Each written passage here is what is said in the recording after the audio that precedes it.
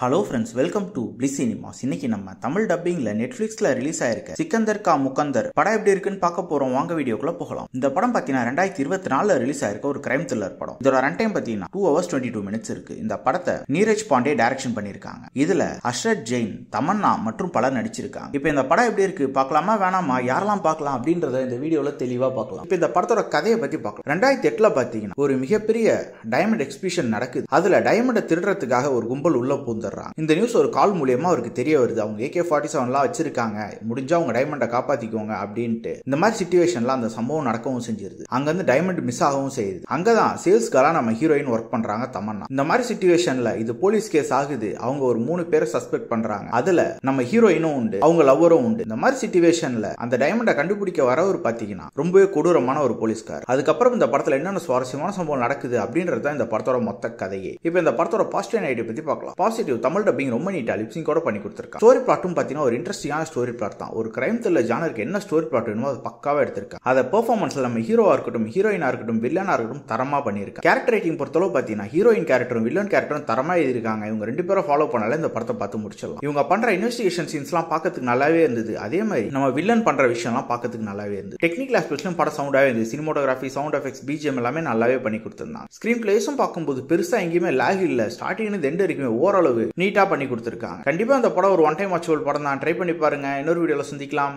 Thank you.